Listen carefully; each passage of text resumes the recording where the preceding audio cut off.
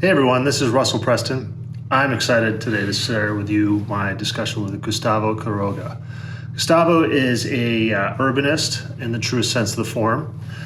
He works for a company here in Boston called the Graffito SP. Graffito is a super interesting group of people that are really thinking holistically about placemaking and bringing together really important operators and partners to make the ground floor and public spaces around mixed-use projects work.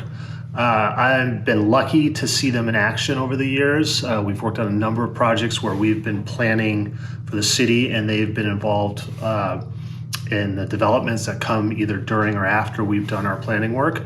And Gustavo is a great thinker. I was really happy he agreed to do this and to participate.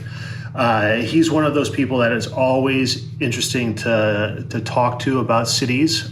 He really has a holistic view about how you put places together that will be endearing and also be loved. And really, the discussion has a lot to do with sort of, the human side of how you put places together. And also, he's got a background, an MBA and a BA from Wisconsin-Madison. So he's not a designer. He talks about this in terms of how people really think about places, which is really fresh for me to hear, coming from a world of architects and designers. So this is another preamble to our discussion that's going to take place actually this week at the Congress for the New Urbanism's annual meeting. So this will be a two-part discussion. If you're interested in catching the second part, go to cnu.org and you can attend that event. And we'll likely release that second part afterwards as well. One more interesting thing about this whole discussion with Gustavo is taking place during the COVID-19 crisis. So this is different. This is a bit of an experiment for us. We've really enjoyed trying to pull together these discussions. So I think we're going to actually make it a bit of a series here for our group. So stay tuned for more discussions about how we all think about cities right now, given the state of the world and this sort of collective experience we're going through, as well as a discussion around, how do we rebuild and how do we do that in a way that creates cities and neighborhoods in a better place than they could be as we all went into this crisis at the beginning of the year. So stay tuned for more from us. And until then, please enjoy my discussion with Gustavo Quiroga. Gustavo, It's very nice to see you. Great to see you as well, Russ. Nice to be connected, even if it's through the interwebs. Right. We're all living that life these days, aren't we? That's right. I kind of feel like we're all in our own submarine and we're navigating through dark and deep waters. And really the only way to understand what else is going on in the world and what people are working with is for direct contact, actually picking up the phone and calling a friend or a colleague or a partner, being intentional about having these conversations, because otherwise it's so much more difficult and limited ability to go out into the world and see what's happening. You got to poke your periscope up and look around. Yeah. That's a good analogy. I haven't heard that one before. Yeah. I like that analogy. But yeah, here, this is June 3rd, we're recording this. And I think when even, we talked yesterday a little bit, and when we talked 2 weeks ago, I think the world has radically changed from then to here. And I'm just wondering, how are you thinking about things these days? How are you processing everything? Yeah. I think it's been a really difficult few weeks, punctuated by an excruciating past 7 days of a lot of emotional turbulence, I think, for all of us. As we see in our communities, in our neighborhoods, in our streets, the manifestation of so much frustration and anger and pain at systemic institutional racism, white supremacy, and a feeling as though something about the most recent, yet again, another murder of another Black man at the hands of police. Something about this particular incident has sparked a movement that I think is not going to stop. And the fight against police violence is one that affects every single person. As a white Latino person, I try to bring a particular lens to this, but I am a white person, and so consider myself an ally to Black people in my community and all over the country. It's hard, though, to watch what's happening and to pull together thoughts and understanding of how to respond in an actionable, tangible way that is not about offering platitudes, but is about being a true ally in driving the change forward. And so that's just something that is just an ongoing process, and it's not anything that any one of us is going to come to an understanding of like, okay, how you doing right now?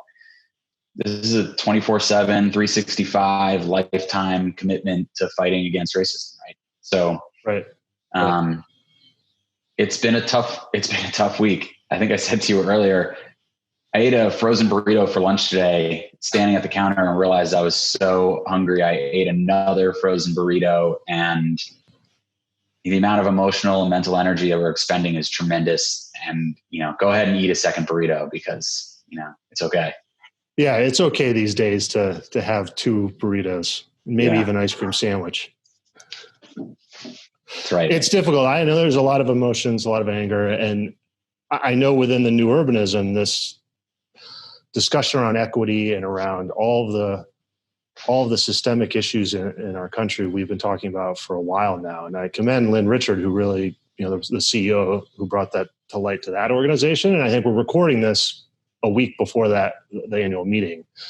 But I think there's a lot of, I've certainly had a hard time processing it, and having worked with small businesses that are owned by minorities and help them kind of get into neighborhoods that we've been working on and help them start their businesses. I just can't help but think, how do we make it actionable? And that's why I'm totally curious to hear your thoughts on it. And I've always appreciated your thinking on things. But for sake of sort of introduction, you work at Graffito, which is a company here in Boston. We're both here in Boston. And you're the director of neighborhood strategy and development. What does that mean? It's a good question. I really kind of am a utility player at Graffito. I do a little bit of everything. I think we all have a hand in a lot of areas of our work. And we're not a big firm. We're 7 people. So we all do a little bit of everything, but I really have kind of made a groove for myself in being focused on our early stage advisory work with clients, from planning and community engagement through temporary placemaking, place activation work, partnership development, and actually executing on kind of programmatic ideas and concepts, all the way through doing some very specific, we have an entire leasing practice, retail leasing practice, but for specific projects that are a little bit unique and require a little bit more connection relationship back to the early stage planning and community part, I've been doing leasing work as well. And also part of my role at Graffito is kind of helping lead our communications, again, community engagement and relationship building among different partner organizations that are important to us. So that's a little bit of my role. It's kind of, it's always changing. It's what I love about the work. There's constantly, I don't get in a groove of just doing leasing or just doing planning. I kind of touch a lot of different parts at various stages of our projects. And Graffito, I've known you guys for a long time, and I remember, Jesse was one of the first persons first people to really connect with me around placemaking in Boston, probably 10 plus years ago. And I struggle to explain what you guys do to folks because it's such a unique set of skills that you guys all have around how you think about the ground floor, how you think about the public space, how you think about the programming, and how all of that comes together around the development stories. So, I think when Francis and I started talking about this discussion again, this whole retail apocalypse, it was several months ago. It was probably, last fall, way before COVID, way before the public health crisis, way before everything we're experiencing now. And you came to mind because I think we maybe had bumped into each other at a cycling event or something. And I thought, You know what? Let me see if Gustavo wants to kind of insert his opinion into this whole discussion. And now I think it's radically different than I think we had ever intended. So what are you guys doing everyone can find out a lot about you guys on your website. You're doing a great job communicating what you guys have been learning the last few months. But what's happening right now? This is changing daily. But what's on your mind about how restaurants, how retail, how all of that is evolving and changing? And it's a fairly picture out there. Yeah. Just for the sake of it, we are an advisory firm, but we really operate as a strategic partner to landlords, developers, tenants, and institutions around the ground floor activation of mixed-use real estate projects. And we say that we operate as strategic partners because we enter, unlike a typical retail brokerage firm that's entering kind of during the marketing stage and it goes out and leases retail, we really are involved from project inception through completion, and at the intersection of retail leasing, of neighborhood strategy and planning, urban design, and even branding. So we really have an opportunity through our work to touch every facet of the project, or nearly every facet of the project, and be part of those master planning teams from the very start, pre-development, pre-construction phase, all the way through telling a story and a narrative of these large-scale, neighborhood-scale mixed-use real estate projects, predominantly in the Boston area, all the way through activating the ground floor on a temporary basis sometimes, and then in doing the retail leasing. And our retail leasing work is really predominantly focused on local independent retail partners, restaurants, cafes, fitness, and soft goods for, and services for these days, however much that's possible. So we really do build these very strong relationships. We're in these projects for years, frankly. And, we've been able to over the years build very close relationships, friendships, partnerships with the small business retail tenants who we eventually strive to bring into our projects. So from that, we very early on, long story short, very early on in this COVID crisis, I realized, in early March that we were getting calls from restaurant tenants that we had worked with saying, "Hey, we're down 50% in sales. Not sure what's going on here, but people aren't coming into the restaurant." And it was a bit of a canary in the coal mine for us. It was a warning light. And in the weekend before in Massachusetts, the governor, initiated a state of emergency and lockdowns that Sunday night. I think it was the 17th. Even earlier that weekend, we were on phone calls. I was on phone all day on Saturday talking to small business owners, other kind of small business advocacy organizations, Kendall Square Association in Cambridge, and other neighborhood groups, understanding what they were hearing, trying to talk to business owners to figure out what their challenges were, what they were grappling with in terms of are they going to be open? Should they be open? What do they do about their staff? And it was heartbreaking. It was absolutely heartbreaking that weekend to listen to these business owners describe the inevitable loss of their livelihood. And in the restaurant business, particularly, staff is family. And they were having to tell their family that it was maybe game over and have to, either furlough or lay off staff. And there was so much unknown. And what we decided to do was we had a blog on our website. It was kind of dormant. We reactivated it. And we decided to just use that as a place to share the stories we were hearing, our perspectives and what we were seeing on the ground, the conversations we were having with small business owners and other small business advocates and community groups.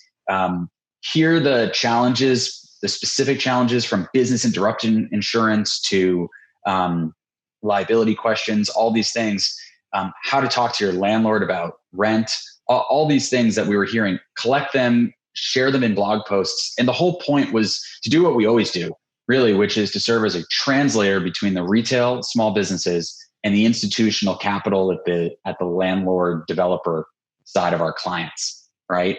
Those two entities don't really speak the same language. We're constantly serving as these translators. And frankly, there were a number of landlords and clients of ours who just got it immediately. They understood the dramatic nature of what was happening. But there were plenty of others who took a bit of time to get there, to realize, oh, wait a minute, this is a serious issue, and this is not going to just blow over, and we need to take steps accordingly. And I think that the work we did to communicate and push our clients to communicate to tenants was important in helping to head off some really potential major problems between tenant and landlord.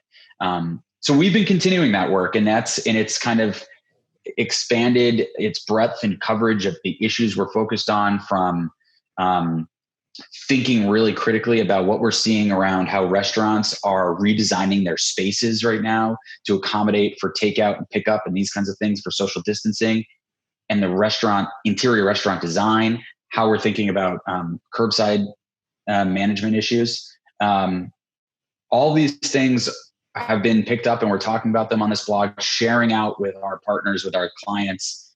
We're talking about issues that are a little bit more based in kind of advocacy and public policy.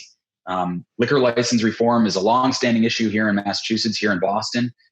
We have a unique and really antiquated liquor licensing system that creates tremendous barriers for any restaurateur, especially women, minority business owners. And so we spoke up about some new and creative models for thinking about restructuring liquor licenses. I had an opportunity to testify before the Boston City Council, I guess it was last week, about this. So we're really kind of taking an expansive view of what our role is in this, about advocating for small businesses and communicating to support and help our landlord developer clients. Yeah, it's been fascinating to watch you guys from a little bit of a distance, and I get the emails and read the blog. And what I'm realizing is you guys are at an interesting spot to help shape the restructuring that I think is going to start to occur and accelerate. And and that restructuring might take, the cities I've been talking to, it might take weeks to just start to implement some of these social distancing measures, but it's really going to take months, if not year plus, for all of this to really shift into what new normal is going to be like. And I think there's a lot of discussion we've been having about how do you make this into a positive restructuring. And I think, you mentioned something to me before, and it coincides with this placemaking.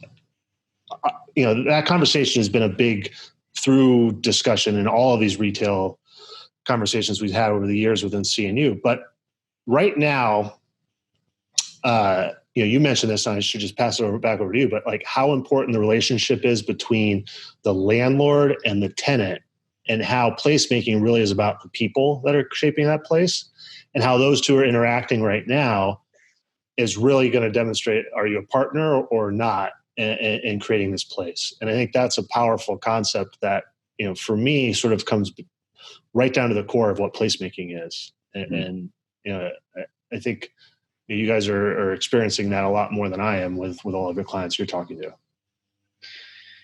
Yeah, it is. And, I think probably the two biggest, well, let's say three maybe biggest messages we tried to communicate to our clients kind of from the get-go. And the messages have changed as events have shifted and changed. But, it's been about be communicative, reach out. If you haven't reached out to your tenants yet, do it now. Be a partner, as you just said. Recognize that, you need to be engaged in a partnership with your tenants, because this is, unprecedented, and we don't really all know how to navigate it. We need partnerships to help each other.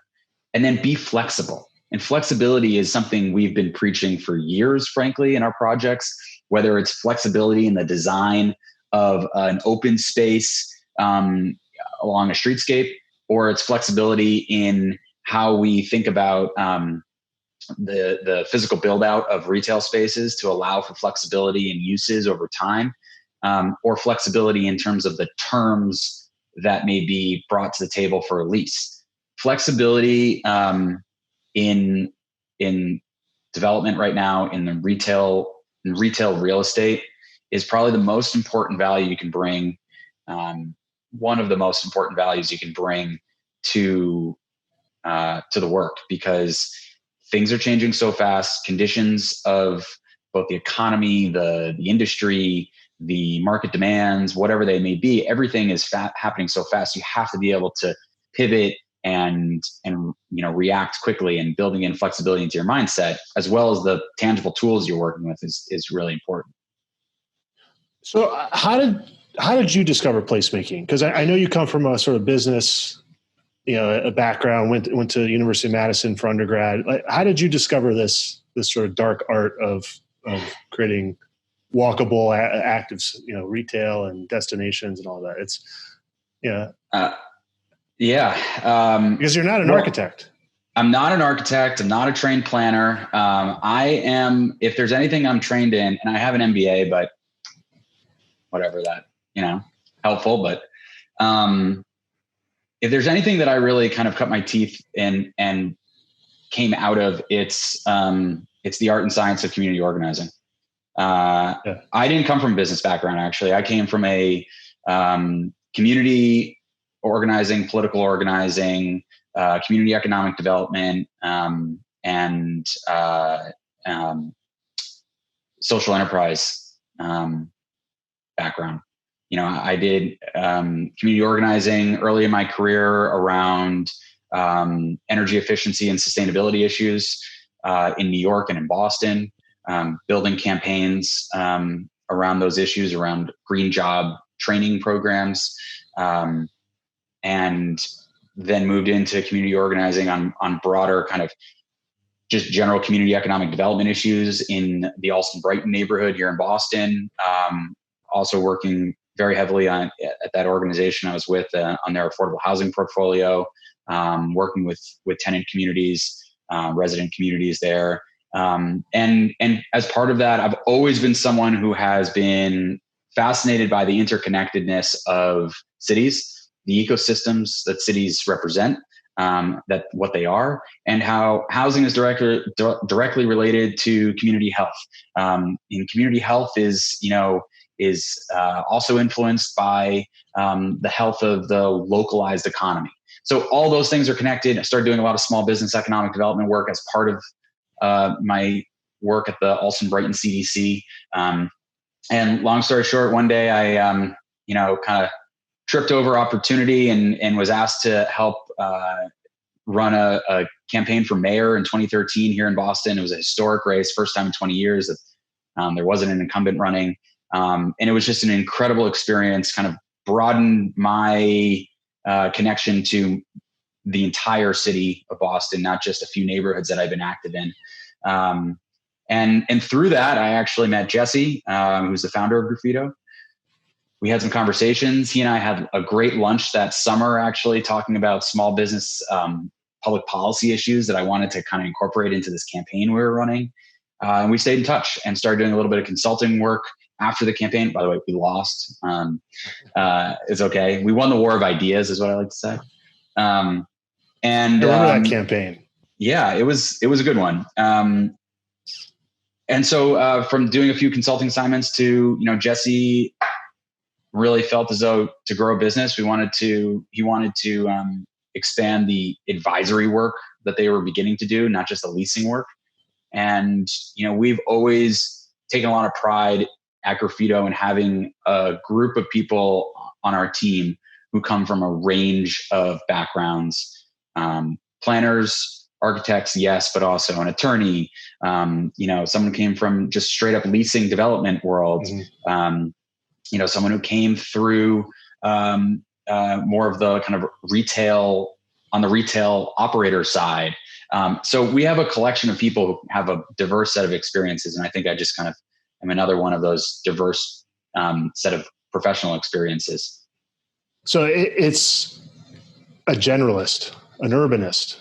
It's one of those discussions we've always had that and why I can stay involved with the Congress for the New Urban is because I really meet people that think about cities in a multidimensional way, which I know you guys at Graffito do. And every chance I get, I go have a meal with Jesse because they're always so great.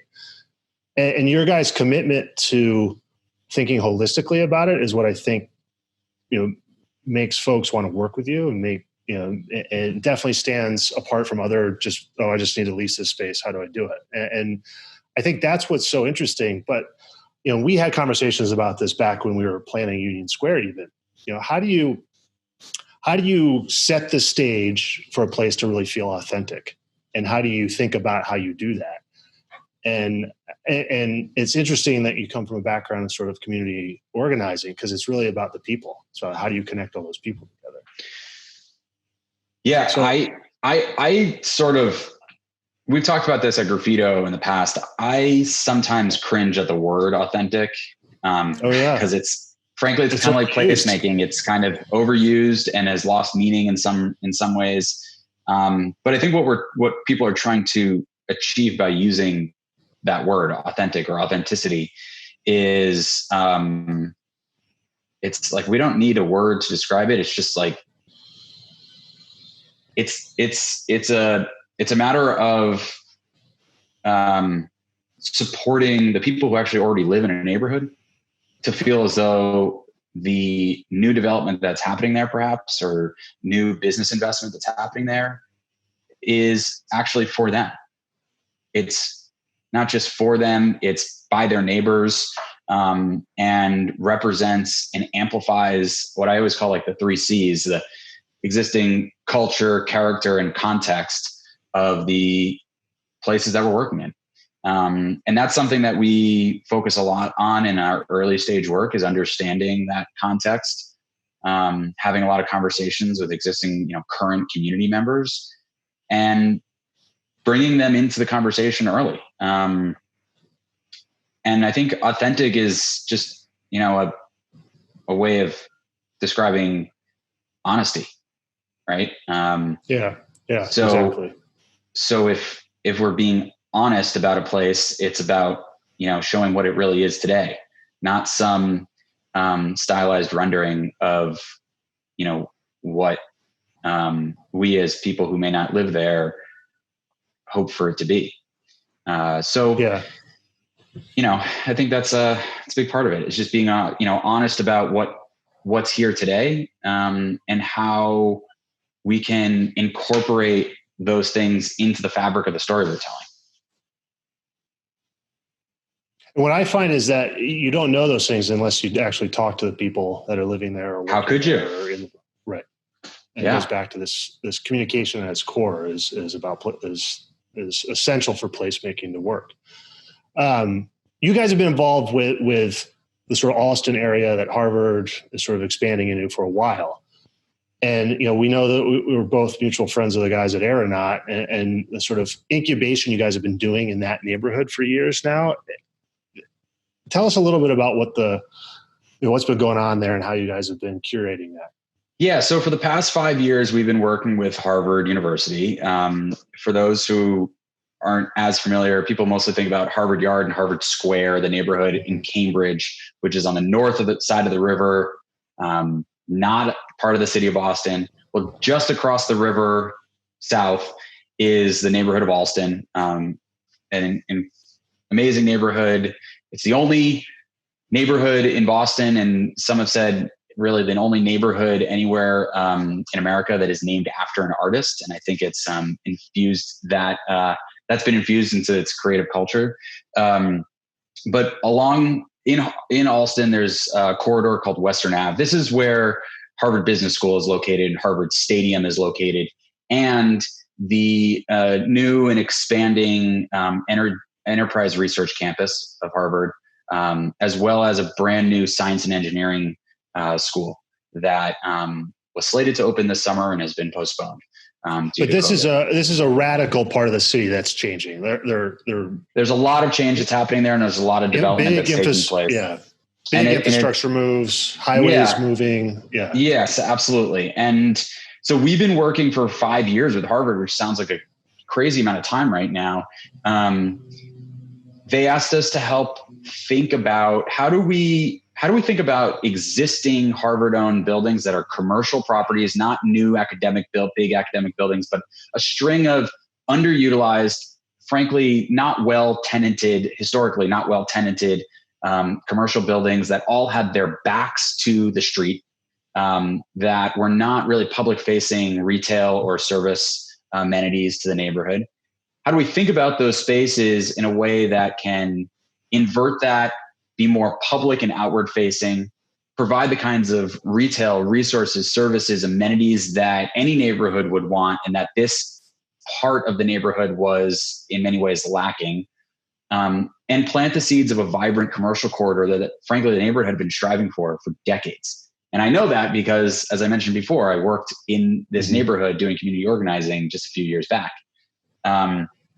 So we came in with that kind of charge.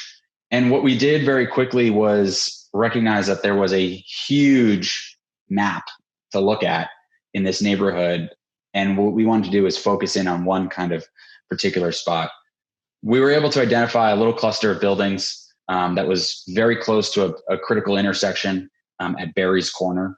And those cluster of buildings were, small little buildings that were empty, surrounding a parking lot, good scale, a couple thousand square feet each, different texture for each of them, and right on the street, retail facing, formerly an old dry cleaning.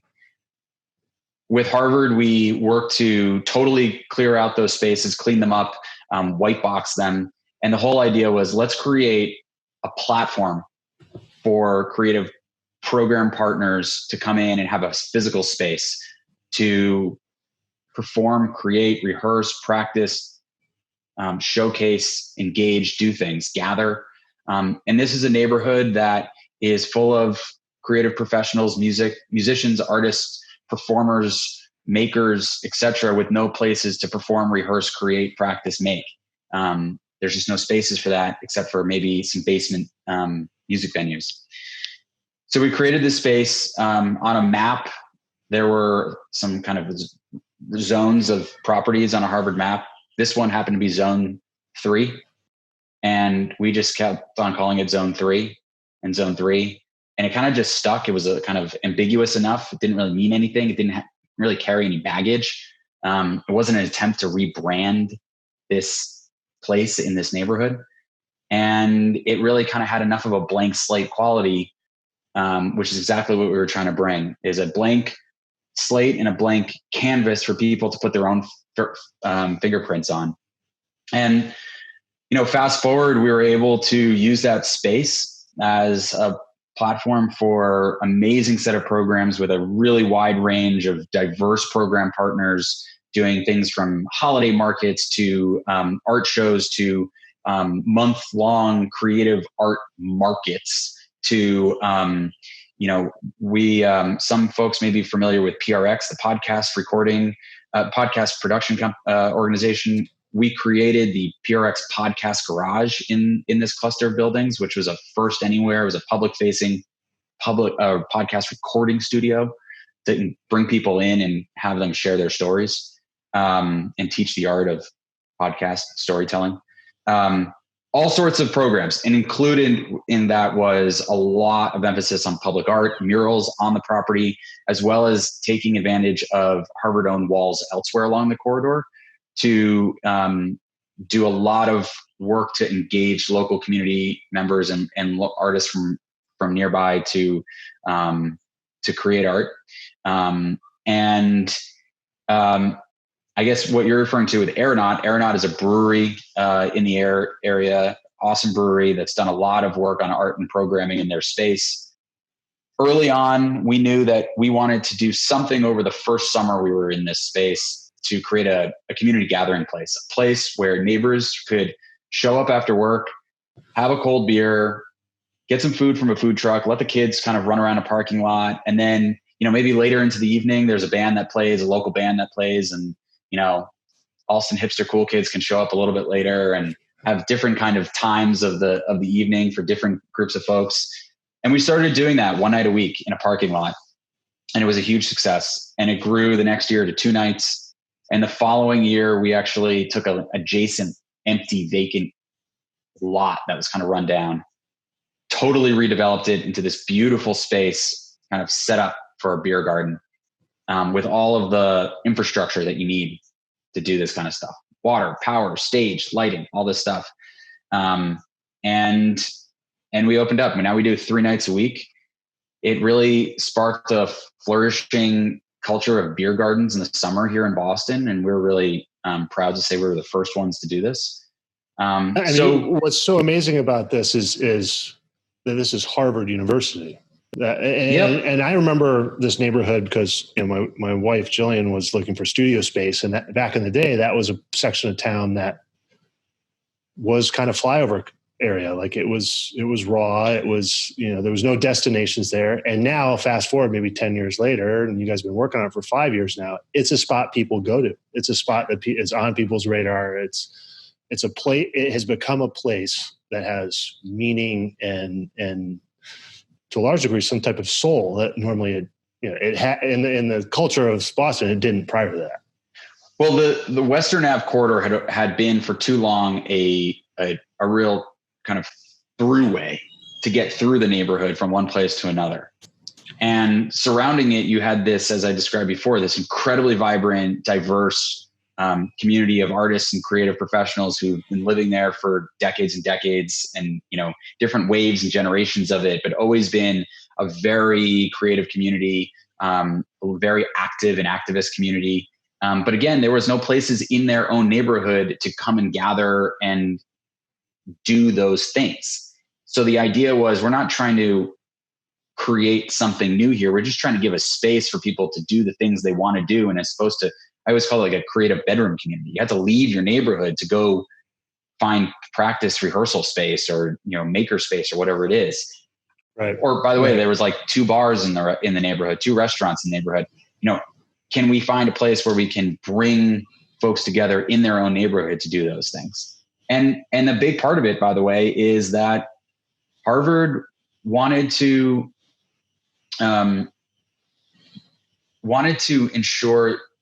make sure that they were helping to spark the creative energy of this corridor. Yes, in advance of further development that was happening down the street. But I think the way that they've approached it over the years, and to the credit of leadership, has been not the traditional mindset of institutions, which is like, look, we're going to bring a ton of people here and like great things will happen and people want to open a restaurant. But no, if it's going to be authentic and true and honest to the neighborhood that is there, and not try and just be a new Harvard Square, but be Alston, then you got to start this early and you got to start it slow, and you got to let the flames kind of build up a bit, and have it happen naturally. And I think that's what has been part of the success. Now, I want to drill down on this just for a second, because I know this is such a fascinating case study, but I guess it's a 2-part question. One is, it's Harvard, so how do you convince them to do what is? It's not like it's a ton of there was resources committed to this, but it's not like it started with a huge budget and everything's gold plated. I mean, it still feels like a pop-up, like something you could find, done by a community group. It had a sense of this is real. This is not a huge budget, big institutional player coming into the neighborhood and ramping up. So I think that, I don't know if that was you guys sort of managing how to do this, and if it was no budgets, here's a little tiny budget, let's see if it works. And it was a kind of small bet on Harvard's behalf. There's a few responses to that. One is that I think their credit goes to where credit is due. And that's the leadership at Harvard, frankly, and this is not like, kissing butt of the client here. We were told very early, look, here's a budget. It's a set budget for the year for this programming. Work within it. We've come to learn that is the most important thing we tell our new clients. Set a budget from the beginning and we can work within it. Then we can plan. Mm-hmm. But if we have to go back every time and ask, hey, can we do this program? Hey, can we do that program? Hey, can we do that? Then you're working kind of from behind, right? You're not planning forward and can't create a strategy in a cohesive plan. So that's number one. Number two is we were told very explicitly, we know there are going to be some really great successes here. And we hope that there are a ton of home runs. But we're very aware as well, and we're very comfortable with the fact that there may be, a few singles and probably some strikeouts. Not everything is going to work.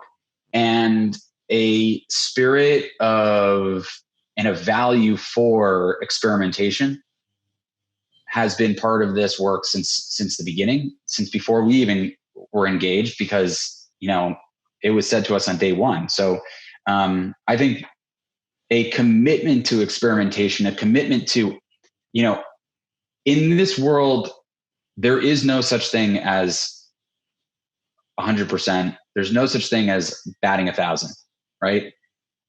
So if we go back to authenticity, something that feels like everything works and everything is right, that's when it feels fake, because that's just not how the world works. Right. So that's a good point. When we had the freedom and the room and the flexibility and the mandate to experiment, we were able to do some amazing things, and we did some things that were pretty cool, but not hugely impactful. Yeah. You had room to fail. Room to fail, and we learned from everyone. It's the same thing ethos that every startup has, right? I think the other big part of it, though, is we articulated a desire to leverage and rely on partners. And that was fully embraced. That was like, yes, let's do that. Let's embrace partners that are going to make this successful for us, because, we're not the most creative people in the world. All these other incredible groups and artists and entrepreneurs and creative professionals are. Yeah. How do you connect those to that place and just facilitate that? I mean, I think it's interesting that you use the term creating a platform. Yeah. Yeah. And it's interesting you use the phrase utility player. Like, you actually have to know how to talk to all those different people and kind of bring people. And I think so much of the work of doing these kind of real transformational pieces of placemaking is, how do you get the people to buy into that idea that it could be something more interesting, could be something more meaningful. Now, thinking ahead now with all that's going on in the last couple of months, as we go into the discussion next week, I think a lot of people are going to ask us, how is your thinking changing about projects, especially projects like that one, which is so much about programming and bringing people together? Yeah, it's changed. It changed immediately. It changed very quickly. And the short story is that almost immediately we shut everything down in person and we moved all our programs online.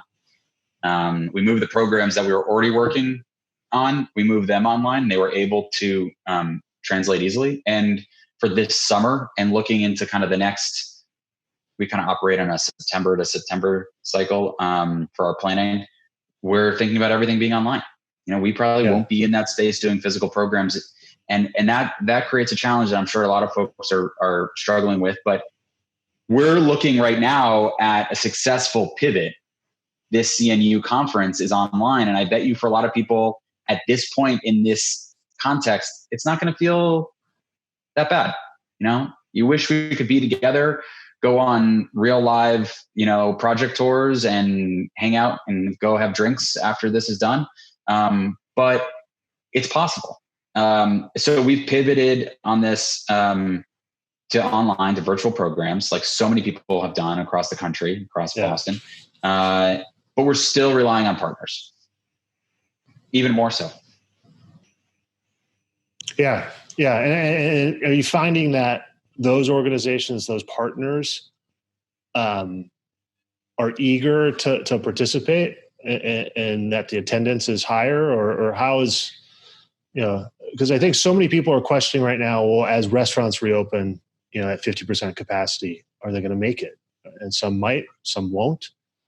So I think, Yeah. A big question I'm trying to think through is how, as sort of urbanists, as these people that think about place, can we really help this situation? And I keep coming back to, we've been through pandemics before. There's a lot of, eventually we'll have to rebuild, and how do we want to, what's the scaffolding we want to lay out, and the plans we want to put in place to allow that to happen. And I think what's interesting about the way you guys are approaching is you're still keeping all the partners intact. It's not like everyone is just sort of hunkered down and not participating, because more great ideas are going to come out of those conversations that are happening now while everyone's trapped at home. I'd say actually, maintaining those relationships with partners is critical and existential to the work, because it's very easy. There's a lot of content and programming out in the world, and if you stop, people will go someplace else. And first off, we did a lot of work to think about and ask our community kind of what they want, and so we have a sense of kind of the type of content, like skills and learnings, not just happy hours, but Aeronaut's not doing a beer garden this summer in person, but we were on a call this morning talking about all the different ways we can partner and collaborate to maintain a relationship with the community, in a variety of different ways. We're going to do an awesome, almost kind of variety show, Aeronaut and Zone 3 together later this month for Pride. That's going to be super cool. And a bunch of other things, science of beer, right? Kind of a variety of things to maintain that relationship. So it's important, but I think similar to what it is in real life, not everything's going to be super successful, and some things will be totally awesome hits. But I think we'll probably get into this next week, as we look at, because we will emerge from this COVID crisis, and there's going to be a lot of shakeout. But I think the biggest question is, what do we want the future to look like? And how can we use this as a moment to restructure things that need to be, whether it's going back to my, mentioned before about liquor licensing, using this as the moment to finally restructure and rebalance an inequitable liquor licensing system, so that we can build a path forward for recovery for retail and restaurant operators that is more equitable and representative. Or it's, thinking about lease structures and thinking about how we use this as a moment to learn, reflect, and put together new lease structures that we're going to need to have any viability in the coming couple of years, when things are going to be really tough, but set the path forward for a longer, more sustainable future. So those are some of the issues that I'm really excited to grapple with. No, I'm fascinated by this idea of how do you rebuild some of the tools that are basic to putting these places together, straight down to a more fair and equitable way of organizing the lease and the terms, and how do we really embed an idea of partnerships around making these places so that when chaos like we're experiencing now comes again, that we're in a more resilient place. I think that's a fascinating.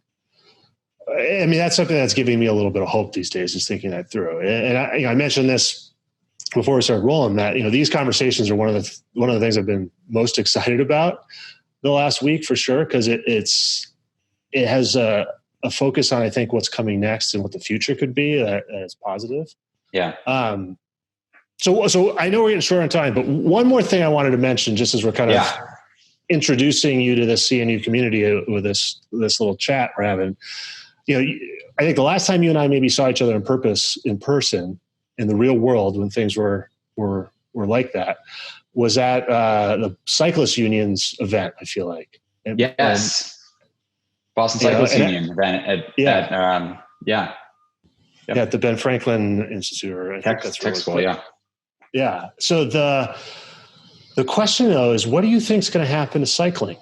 You know, I know you ride your bike a lot. You use that to commute. Like I do the same. And I think it's not, and we've been talking about retail and ground floor levels, but the street and like the public space of the cities, I think are going to see a equally fascinating, scary, and, you know, joyful sort of transformation out of this as well. And I don't know if you guys have given some thought to that, or if what you're. We have, and I'll just say real quick, Russ, I'm going to make my answer a little brief because I do have a client call coming up in moments, but so real quick, something I've been thinking about personally a lot, conversations we've been having as a team. I think the challenges of how curbside management are dealt with in neighborhoods when we believe, based on some data we've seen actually from some sophisticated partners, that the shift in food ordering is going to be more about pickup by the customer than delivery by third parties. It's a matter of chain of custody, trusting who's touching the food. So it requires a different set of kind of curbside management than planning for Uber Eats and the like.